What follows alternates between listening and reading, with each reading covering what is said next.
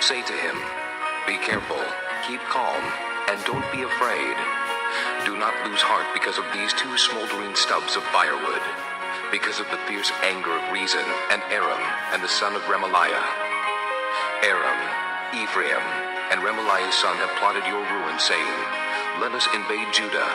Let us tear it apart and divide it among ourselves, and make the son of Tabiel king over it. Yet this is what the sovereign Lord says. It will not take place. It will not happen.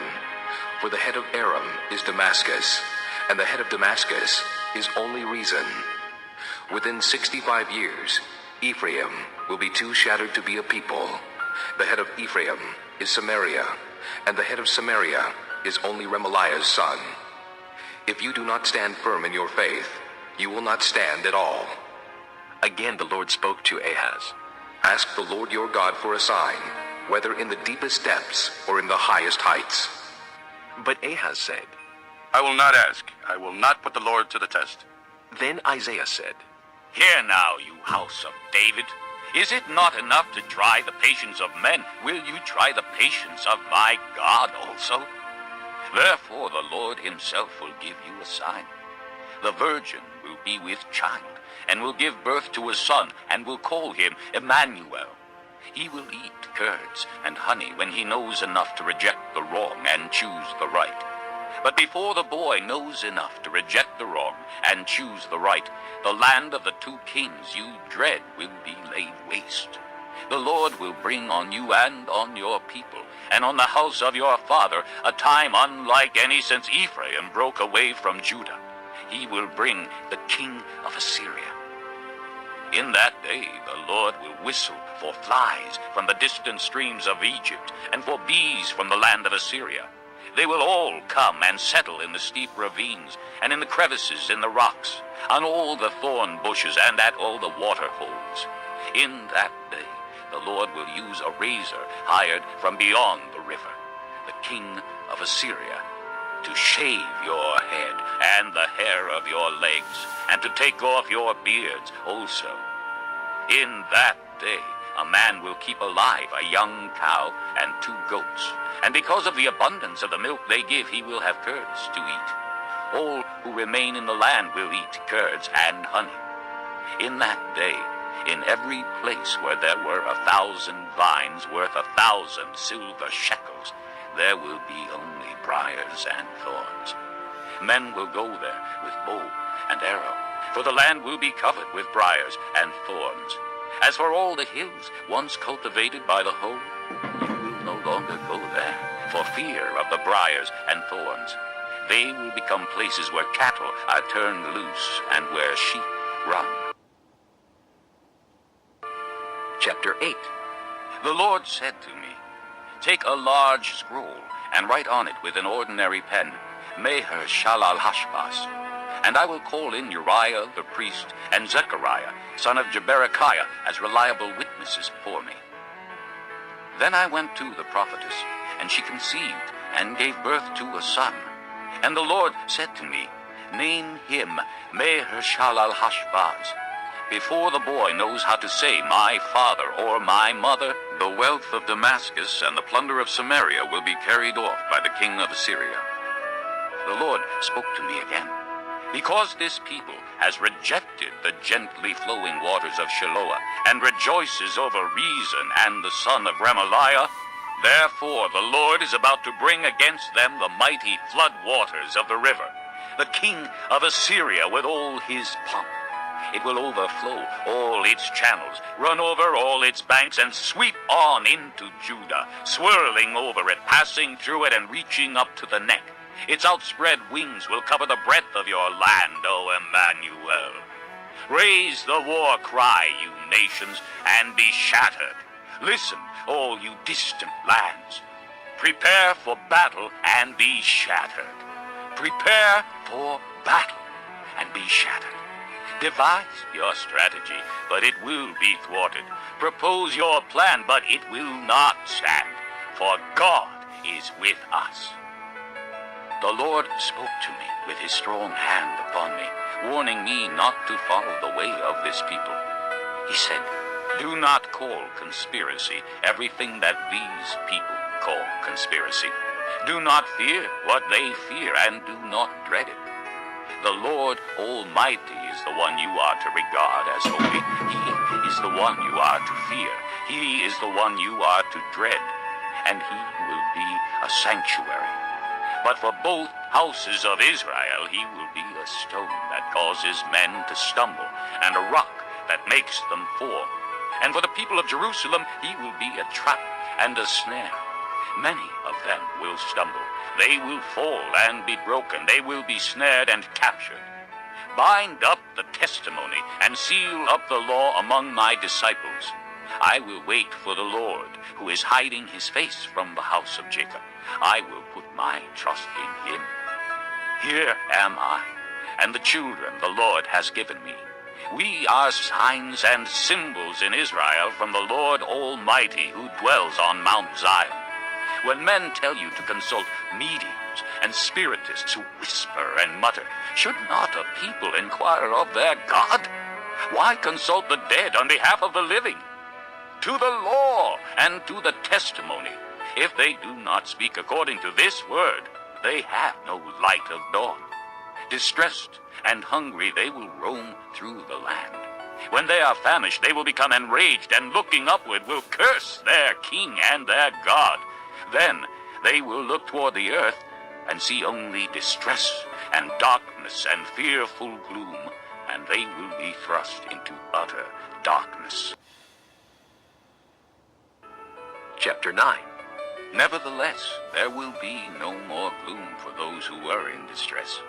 In the past, he humbled the land of Zebulun and the land of Naphtali. But in the future, he will honor Galilee of the Gentiles by the way of the sea along the Jordan. The people walking in darkness have seen a great light. On those living in the land of the shadow of death, a light has dawned. You have enlarged the nation and increased their joy.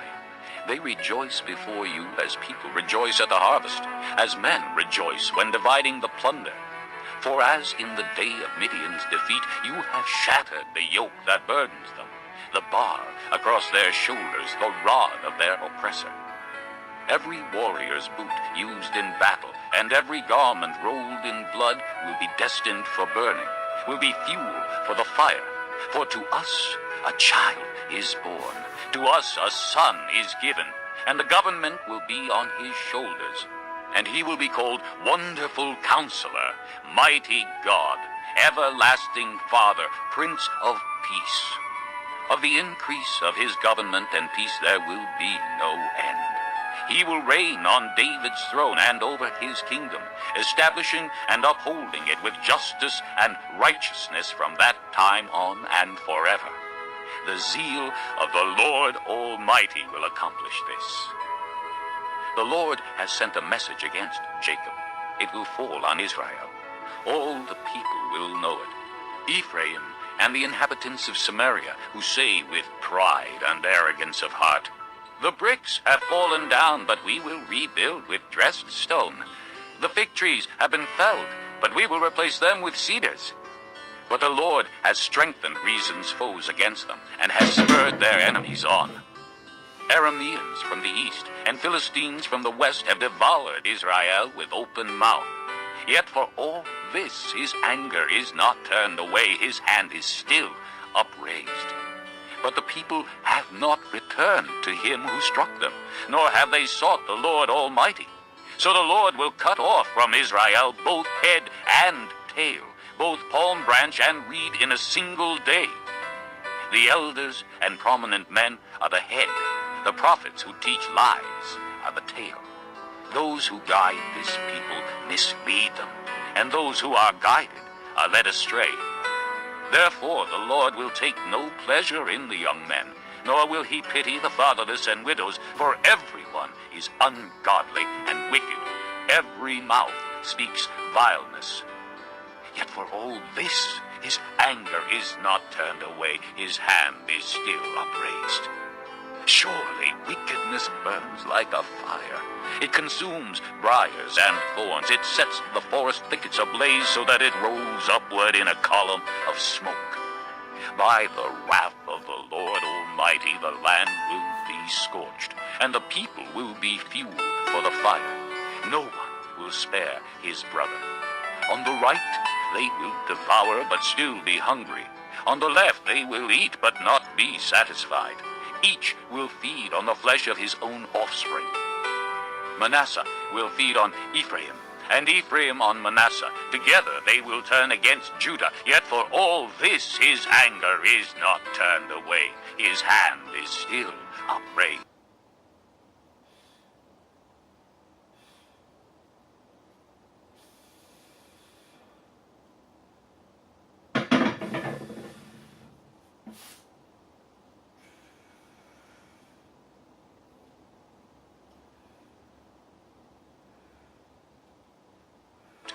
Chapter 10. Woe to those who make unjust laws, to those who issue oppressive decrees to deprive the poor of their rights and withhold justice from the oppressed of my people, making widows their prey and robbing the fatherless. What will you do on the day of reckoning, when disaster comes from afar? To whom will you run for help? Where will you leave your riches? Nothing will remain but to cringe among the captives or fall among the slain. Yet for all this, his anger is not turned away. His hand is still upraised. Woe to the Assyrian, the rod of my anger, in whose hand is the club of my wrath. I send him against a godless nation. I dispatch him against the people who anger me, to seize loot and snatch plunder and to trample them down like mud in the streets. But this is not what he intends. This is not what he has in mind. His purpose is to destroy, to put an end to many nations. Are not my commanders all kings, he says? Has not Calno fared like Carchemish? Is not Hamath like Arpad, and Samaria like Damascus? As my hand seized the kingdoms of the idols, kingdoms whose images excel those of Jerusalem and Samaria, shall I not deal with Jerusalem and her images, as I dealt with Samaria and her idols? When the Lord has finished all his work against Mount Zion and Jerusalem, he will say, I will punish the king of Assyria for the willful pride of his heart and the haughty look in his eyes. For he says, by the strength of my hand I have done this, and by my wisdom, because I have understanding. I removed the boundaries of nations. I plundered their treasures. Like a mighty one I subdued their kings. As one reaches into a nest, so my hand reached for the wealth of the nations. As men gather abandoned eggs, so I gathered all the countries. Not one flapped a wing or opened its mouth to chirp. Does the axe raise itself above him who swings it, or the saw boast against him who uses it? As if a rod were to wield him who lifts it up, or a club brandish him who is not wood. Therefore the Lord Almighty, will send a wasting disease upon his sturdy warriors. Under his pomp a fire will be kindled like a blazing flame. The light of Israel will become a fire, their Holy One a flame. In a single day it will burn and consume his thorns and his briars. The splendor of his forests and fertile fields it will completely destroy, as when a sick man wastes away. And the remaining trees of his forests will be so few that a child could write them down. In that day, the remnant of Israel, the survivors of the house of Jacob, will no longer rely on him who struck them down, but will truly rely on the Lord, the Holy One of Israel. A remnant will return. A remnant of Jacob will return to the mighty God. Though your people, O Israel, be like the sand by the sea, only a remnant will return. Destruction has been decreed, overwhelming and righteous. The Lord Almighty, will carry out the destruction decreed upon the whole land. Therefore, this is what the Lord Almighty says. O my people who live in Zion, do not be afraid of the Assyrians, who beat you with a rod and lift up a club against you as Egypt did. Very soon my anger against you will end, and my wrath will be directed to their destruction. The Lord Almighty will lash them with a whip, as when he struck down Midian at the rock of Oreb, and he will raise his staff over the waters as he did in Egypt. In that day, their burden will be lifted from your shoulders, their yoke from your neck.